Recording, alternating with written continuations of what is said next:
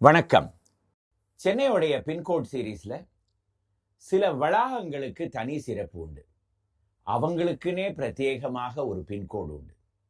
உதாரணத்துக்கு ஐஐடி மெட்ராஸ், ராஜ்பவன், அது என்னவோ இப்போ லோக் பவன் அப்படின்னு சொல்றாங்க, ஹைகோர்ட், இது எல்லாத்துக்கும் முன்னாடி புனித ஜார்ஜ் கோட்டை.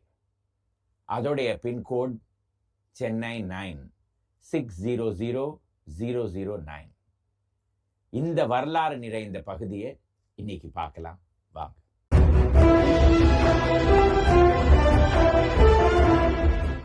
எல்லாருக்குமே தெரிந்த விஷயம், புனித ஜார்ஜ் கோட்டைக்கு தான் முதலாக ஆங்கிலேயர்கள் சென்னைங்கிற பகுதியில் வந்து சேர்ந்தாங்க. இந்த இடத்துல 1639 வருடம் கோட்டைய கட்டுமான வேலை தொடக்கி 1640 வருடம், அதாவது சரியாக ஒரு வருடம் கழித்து முடித்தாங்க. அதை பார்த்துட்டு உடனே இந்த இப்போ இருக்கிற கோட்டை முழுசாகவுமே அந்த ஒரு வருடத்துல கட்டிட்டாங்க அப்படின்னு நீங்க நினைக்க கூடாது. முதல் முறையாக ஆங்கிலேயர்கள் கட்டின அந்த கோட்டைக்கு இப்போ இருக்கிற அசெம்பிளி கட்டிட அளவு தான் சுற்றளவு இருந்தது. அந்த இடத்துல ஒரு சிறிய கோட்டையா தான் கட்டினாங்க. அதற்கு பிறகுதான் படிப்படியாக கோட்டை விரிவாக்கம் அடைந்து 1750களுக்கு பிறகு, அதாவது கோட்டைக்கு ஆங்கிலேயர்கள் வந்து ஒரு 120-130 வருடங்களுக்கு பின்னாடி தான் இப்போ இருக்கிற கோட்டை அந்த அளவுக்கு வளர்ந்தது. இப்போ புனித ஜார்ஜ் கோட்டை அப்படிங்கிறது ஒரு 100 ஏக்கர் பரப்புல இருக்கிற ஒரு கோட்டை. அதுல கோட்டையோடைய மதில் சுவருக்கு உள்ள இருக்கிற பகுதி சுமார் 40 ஏக்கர் பரப்புல இருக்கிறது. பாக்கி எல்லாம் 60 ஏக்கர் பரப்புல இருக்கிறது கோட்டைக்கு வெளியில ஃபோர்ட் கிளாசி அப்படின்னு சொல்லியிருக்கோம்.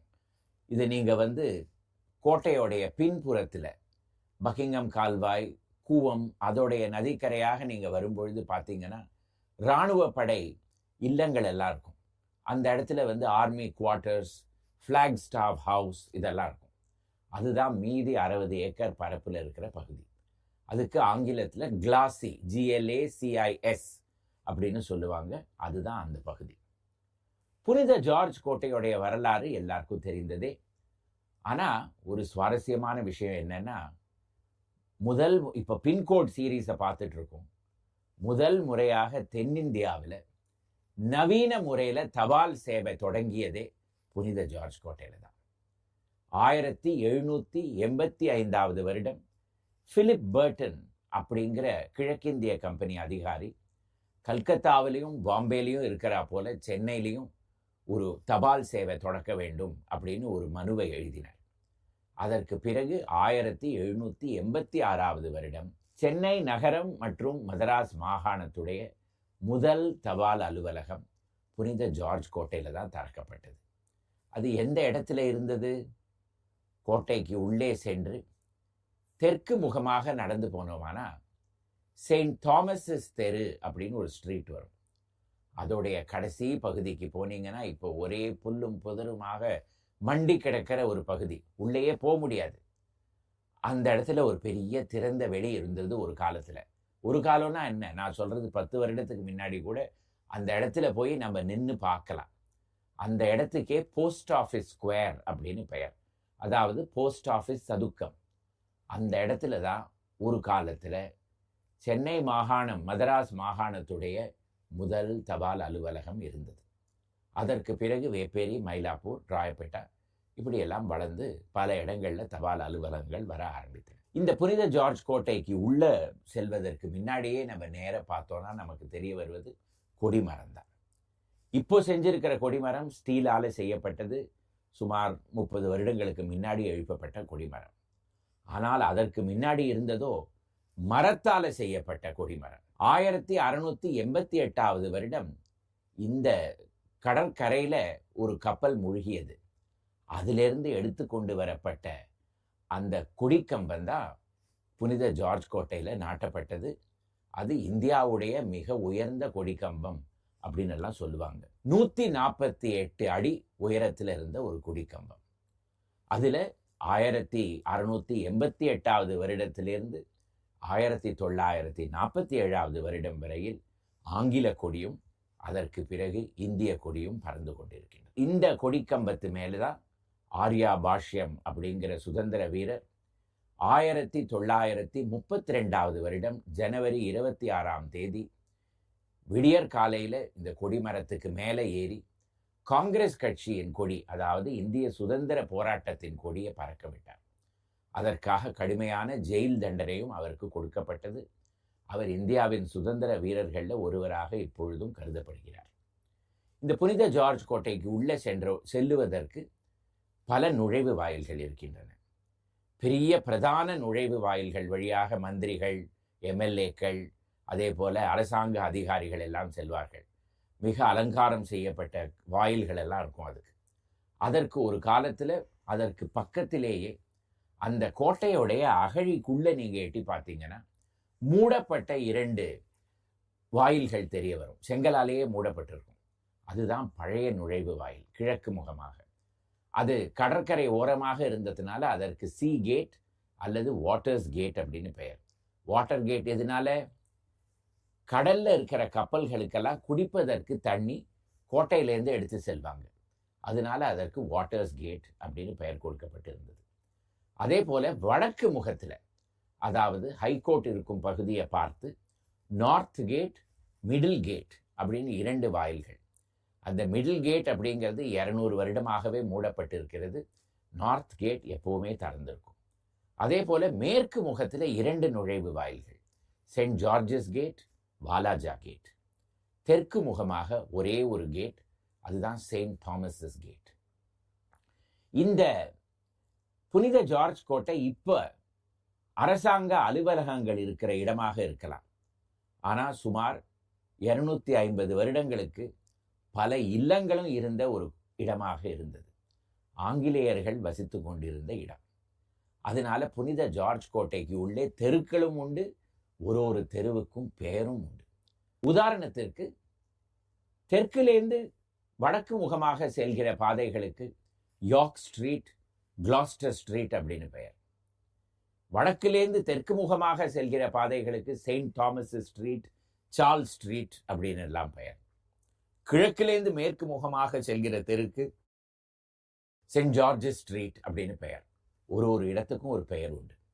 அதே போல மதில் சுவர்களுக்கு பல பகுதிகளில் ஒவ்வொன்றுக்கும் பெயர் உண்டு. Saint Thomas Bastion, North Bastion, கொடிக்கம்பம் இருக்கிற கோணத்துக்கு கிரேட் பாஸ்டியன் என்றெல்லாம் பெயர் உண்டு. இந்த புனித ஜார்ஜ் கோட்டைக்கு உள்ளே சென்றோமானா முதல்ல நமக்கு தெரிய வருது அசெம்பிளி கட்டடம் தான். செக்ரட்டேரியட் அண்ட் அசெம்பிளி கட்டிடம். இது 1911 ஆண்டு எழுப்பப்பட்ட கட்டிடம். இதற்குள்ளதான் தமிழக அரசு செயல்பட்டு கொண்டு வருகிறது. இதற்கு பின்புறத்தில் ஒரு பெரிய திறந்த வெளி, அதுக்கு பரேட் ஸ்கொயர் அப்படின்னு பெயர். 1950கள் வரையில் புனித ஜார்ஜ் கோட்டையில் ஒரு பெரிய ஆர்மி கேரிசன், அதாவது இராணுவ படை இருந்து கொண்டு வந்தது. அவர்கள் காலையும் மாலையும் அவர்களுடைய பரேடை அந்த இடத்துல நடத்தினதுனால அதற்கு பரேட் ஸ்கொயர் அப்படின்னு பெயர். இப்போ அந்த இடத்துல வண்டி எல்லாம் நிறுத்துறாங்க. படை வீரர்கள் இந்த இடத்துல வாழ்ந்து கொண்டு வந்ததுனால அவங்களுக்கு இருப்பிடம் இருக்க வேண்டுமே. அதனால வடக்கு புறத்தில் கோட்டைக்கு உள்ள ஒரு பெரிய கட்டடம், ஒரு தளத்திலையும் 1,00,000 சதுர அடி பரப்பு. அதுக்கு கிங்ஸ் பேரக்ஸ் அப்படின்னு பெயர். இந்தியாவிலேயே இராணுவ படைக்காக கட்டப்பட்ட மிகப்பெரிய கட்டடம் இதுதான். 1750களில் கட்டப்பட்டு இப்போ மிகவும் மோசமான ஒரு நிலையில் இருக்கிற ஒரு கட்டடம். மிக அழகாக பாதுகாக்கப்படுகிற 3 கட்டடங்கள் இந்த புனித ஜார்ஜ் கோட்டையில் உண்டு. முதலாவது புனித மேரி ஆலயம். 1678 வருடம் கட்டி முடிக்கப்பட்ட ஆலயம். அது கோட்டையில் இருந்து கொண்டிருந்த ஆங்கிலேயர்களே அவர்களுடைய பணத்தை போட்டு எழுப்பின அந்த ஆலயம். அதில் ஒருவர் பிறகு சென்னை நகரத்துக்கு கவர்னராக இருந்த எலைஹூ ஏல், அவருடைய திருமணம்தான் முதல்ல இந்த ஆலயத்தில் நடந்த திருமணம். இந்த புனித மேரி சர்ச்சுக்கு உள்ளே போய் பார்த்தோன்னா ஏராளமான நினைவு சின்னங்கள், அப்போ பல இராணுவ படை பிரிவுகளுடைய கொடிகள் எல்லாம் பார்க்கலாம். அந்த புனித மேரி சர்ச்சை சுற்றி 108 நினைவு கற்கள். இதெல்லாம் ஹைகோர்ட் வளாகத்தில் ஒரு காலத்தில் ஆங்கிலேயர்களுக்காக இருந்த இடுகாடிலேருந்து எடுத்து கொண்டு வரப்பட்ட கற்கள். இப்போவும் அந்த இடத்துல அப்படியே இருக்கிறது. அதில் ஒரு கல் 3 துண்டாக இருக்கும். எலிசபெத் பேக்கர் அப்படிங்கிற பெண்மணியோடது. 1640வது வருடம் இந்த அம்மணி ஒரு கப்பலில் இறந்து போய் விட்டாங்க. அவருடைய சடலத்தை கொண்டு வந்து சென்னையில் அடக்கம் செய்தாங்க. அதற்கு பிறகு அந்த கல் இந்த இடத்துக்கு வந்திருக்கிறது. இதுக்கு என்ன ஒரு விசேஷம், எதற்காக இதை சொல்கிறீங்கன்னு நீங்கள் கேட்கலாம். ஆங்கிலேயர்களால் எழுப்பப்பட்ட முதல் நினைவுக்கல் இந்தியாவில் அதுதான் இந்த சர்ச்சுக்குள்ளே இருக்கிறது. அதே போல் மிக அழகாக பராமரிக்கப்படுற கட்டிடம் தொல்பொருள் ஆராய்ச்சியோடைய கட்டிடம், ஆர்கியலாஜிக்கல் சர்வேயோடைய கட்டிடம். பார்ப்பதற்கே மிக அழகாக இருக்கும். அதுக்கு கிளைவ்ஸ் ஹவுஸ் அப்படின்னு பெயர், great house on Charles street அப்படின்னு ஒரு பெயர், அட்மிரால்டி ஹவுஸ் அப்படின்னு ஒரு பெயர். சில நாட்களுக்கு ராபர்ட் கிளைவ் அவருடைய திருமணம் முடிந்த பிறகு அந்த இடத்துல இருந்ததுனால அதற்கு கிளைவ்ஸ் ஹவுஸ் அப்படின்னு பெயர்.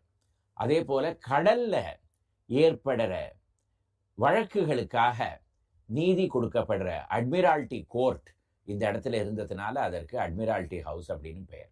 இப்போ தேனாம்பேட்டில் ஏஜிஎஸ் ஆஃபீஸ் இருக்கிறது, அக்கௌண்டன்ட் ஜெனரல்ஸ் ஆஃபீஸ். முதல் முறையாக அக்கௌண்டன்ட் ஜெனரல் ஆஃபீஸ் இருந்த கட்டடமும் அதே கட்டடம் தான். மூன்றாவது கட்டடம் மிக அழகாக பராமரிக்கப்படுகிறது. எது? கோட்டையுடைய அருங்காட்சியகம். அது ஒரு காலத்தில் கோட்டையில் இருந்த வியாபாரிகள் எல்லாம் அவங்களுடைய பங்கு வியாபாரம், அதே போல பொருட்களுடைய வியாபாரம் எல்லாம் செய்வதற்காக எழுப்பப்பட்ட ஒரு கட்டடம். பீட்டர் மேசி கேசின் அப்படின்னு 17வது நூற்றாண்டில் ஒரு வியாபாரி அவருடைய இல்லமாக எழுப்பி அதற்கு பிறகு அதுவே வியாபாரிகளுக்காக கொடுக்கப்பட்ட கட்டடம். இந்த இடத்துல பங்கு வியாபாரம் நடந்து கொண்டிருந்ததுனால இதற்கு எக்ஸ்சேஞ்ச் பில்டிங் அப்படின்னு ஒரு பெயர் உண்டு. அதுவே இப்பொழுது கோட்டையுடைய அருங்காட்சியகமாக இருக்கிறது. இதை சுற்றி ஏராளமான பீரங்கிகள், பழைய ஆங்கில அரசர்கள், அரச பிரதிநிதிகள், ஆளுநர்களுடைய படங்கள் இதெல்லாம் பார்க்கலாம். எல்லாவற்றுக்கும் மேல் மாடியில் போய் பார்த்தோன்னா புனித ஜார்ஜ் கோட்டையில் ஆகஸ்ட் 15ஆம் தேதி 1947வது ஆண்டு பறக்க விடப்பட்ட இந்திய கொடியை பத்திரமாக பாதுகாத்து வச்சுருக்காங்க. நீங்கள் நிச்சயமாக போய் பார்க்க வேண்டிய ஒரு கொடி அது. இந்த புனித ஜார்ஜ் கோட்டையில் நீங்கள் பல பகுதிகளுக்கு செல்லவும் முடியாது. ஏன்னா அதெல்லாமே இராணுவ கண்ட்ரோலில் அவங்களுடைய அதிகாரத்தில் இருக்கிறது. ஆனால் இதில் உங்களால் பார்க்காம இருக்கவே முடியாத ஒரு பெரிய கட்டடம் நாமக்கல் கவிஞர் மாளிகை. இதில் தான் அரசு அதிகாரிகள் எல்லாம் அமர்கிற கட்டிடம். 1980களில் எழுப்பப்பட்டது. அதற்கு முன்னாடி அந்த இடத்துல என்ன இருந்தது? போர்த்துகீஸ் ஸ்கொயர் அப்படின்னு போர்த்துகிய மக்கள் இருந்த சதுக்கமாக இருந்தது. அந்த இடத்துல ஒரு கத்தோலிக்க சர்ச் இருந்தது. அது 1750களில் ஆங்கிலேயர்கள் இடித்து தள்ளிவிட்டார்கள். இப்படியெல்லாம் பல பார்க்க வேண்டிய, நினைவு கூற வேண்டிய கட்டடங்களும் சின்னங்களும் இருக்கிறது தான் இந்த புனித ஜார்ஜ் கோட்டை. கிழக்கு முகமாக தெற்கு நோக்கி செல்கிற பாதைக்கு செயின்ட் தாமஸ் ஸ்ட்ரீட் அப்படின்னு ஒரு பெயர் உண்டு. அதற்கு உள்ளே போய் மிகவும் மோசமான இடிந்த நிலையில் ஒரு கட்டடத்தை பார்க்கலாம். அதுக்கு லாஸ்ட் ஹவுஸ் அப்படின்னு பெயர். இது 1690களிலேயே கட்டப்பட்ட ஒரு கட்டடம். சுமார் 400 வருடங்களுக்கு நன்னாக தான் இருந்தது. ஆனால் ஒரு பராமரிப்பே இல்லாமல் ஒரு கடந்த 10 வருடங்களில் மிகவும் மோசமான நிலைக்கு வந்து சென்ற வருடம் இடிந்தும் போய்விட்டது. புனித ஜார்ஜ் கோட்டை இந்த மாதிரி இடிந்து போன கட்டடங்கள், அவைகள் இருந்த இடம் கூட தெரியாமல் பல கட்டடங்கள் உண்டு. உதாரணத்துக்கு great house on Charles street அவ்வளவு அழகாக ஆர்கியலாஜிக்கல் சர்வே ஆஃப் இந்தியாவுடைய அலுவலகமாக இருக்கிறது. அதற்கு அடுத்த கட்டடம் வெல்லஸ்லிஸ் ஹவுஸ் அப்படின்னு பெயர். ஆர்தர் வெல்லஸ்லி அப்படிங்கிற இராணுவ படை வீரர் அந்த கட்டடத்தில் இருந்து அதற்கு பிறகு ஐரோப்பாவுக்கு சென்று நெப்போலியனை தோற்கடித்து டியூக் ஆஃப் வெல்லிங்டன், அதாவது வெல்லிங்டன் கோமகன் அப்படிங்கிற பட்டத்தை பெற்றார். பிறகு இங்கிலாந்துக்கு 2 முறை பிரதம மந்திரியாகவும் இருந்தார். அவர் இருந்த இல்லத்தை நீங்கள் போய் பார்த்தீங்கன்னா கண்ணீர் விட்டு விடுவீங்க. அவ்வளோ ஒரு மோசமான நிலையில் சுமார் 30 வருடங்களாக இடிந்து போய் அப்படியே கிடக்கிறது. இந்த மாதிரி எல்லாமும் புனித ஜார்ஜ் கோட்டையில் பார்க்கலாம். இந்தியாவுடைய பல பெரிய ஸ்தாபனங்கள் புனித ஜார்ஜ் கோட்டையில் தான் பிறந்தன. உதாரணத்துக்கு இந்திய இராணுவம், மேஜர் ஸ்ட்ரிங்கர் லாரன்ஸ் அப்படிங்கிறவர் 18வது நூற்றாண்டில் முதல் முறையாக தொடக்கியது இந்த புனித ஜார்ஜ் கோட்டையில். 17வது நூற்றாண்டில் இந்தியாவுடைய முதல் நவீன வங்கி மெட்ராஸ் பேங்க், அதுவும் இந்த இடத்துல தான் தொடக்கப்பட்டது. இந்தியாவுடைய முதல் மாநகராட்சி corporation of Madras Saint Thomas ஸ்ட்ரீட்டில் தான் தொடக்கப்பட்டது. இப்போ அது ரிப்பன் பில்டிங்கில் இருக்கலாம். ஆனால் சுமார் 200 வருடங்களுக்கு புனித ஜார்ஜ் கோட்டைக்கு உள்ளதாக இருந்தது. இப்படி அடிக்கிட்டே போகலாம். ஆக மொத்தம் சென்னை 9 அப்படிங்கிறது ஒரு வரலாறு நிறைந்த பகுதி. அது மட்டுமல்ல, ஆங்கிலேய வரலாறு மட்டும் கிடையாது. சுதந்திரத்துக்கு பிறகு இந்திய வரலாறு, தமிழக வரலாறு, சென்னை வரலாறு எல்லாவற்றுக்குமே ஒரு மையமாக இருக்கிற ஒரு பகுதி. இதை எப்போ வேணாலும் நீங்கள் போய் பார்க்கலாம். ஏன்னா இது ஒரு பொது இடம். பல முறை மக்கள் எங்ககிட்ட வந்து கேட்பாங்க, புனித ஜார்ஜ் கோட்டைக்குள்ளே போவதற்கு ஏதாவது பர்மிஷன் தேவையா? கிடையவே கிடையாது. வாசலில் போய் நம்மளுடைய பெயரை ஒரு ரெஜிஸ்டரில் பதிவு செஞ்சு அங்கே இருக்கிற அருங்காட்சியகத்துக்கும் அதே போல் செயின்ட் மேரிஸ் சர்ச்சுக்கும் யார் வேணாலும் போகலாம். என்ன, லெஜிஸ்லேட்டர் அதாவது சட்ட அவை அதே போல் அரசாங்க அதிகாரிகளை பார்க்கணுன்னா அதுக்கு பர்மிஷன் நிச்சயமாக தேவை. அது இல்லாமல் உள்ளே போக முடியாது.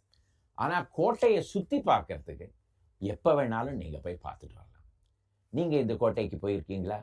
போகலைன்னா இப்போ சென்னை ஒரு பெங்களூர் மாதிரி குழு குழுன்னு இருக்கிற இந்த டைமில் நிச்சயம் போய் பார்த்துட்டு வாங்க. கூடவே உங்கள் பசங்களெல்லாம் கூட்டிகிட்டு போங்க. அப்போ தான் அவங்களுக்கு வரலாறு மேலே ஒரு பற்று வரும். எனக்கு 6 வயசு இருக்கும் பொழுது என்னுடைய தந்தை முதல் முறையாக என்னை புனித ஜார்ஜ் கோட்டைக்கு அழைத்து சென்றார். அதே போல் நீங்களும் அழைத்து சென்று வாங்க. வரலாறு தெரிந்திருந்தாதான் வரலாறுல இருந்த தவறுகளெல்லாம் நம்ம மறுபடியும் செய்ய மாட்டோம். இந்த எபிசோடு உங்களுக்கு பிடித்திருந்ததுன்னா இதை லைக் செய்யவும், இதை உங்களுடைய நண்பர்களுடன் பகிர்ந்து கொள்ளவும், இந்த சேனலுக்கு சப்ஸ்கிரைப் செய்யவும். மறுபடியும் அடுத்த வாரம் இதே போல சென்னையுடைய வரலாறிலிருந்து புது எபிசோட்களுடன் வருகிறேன். வணக்கம்.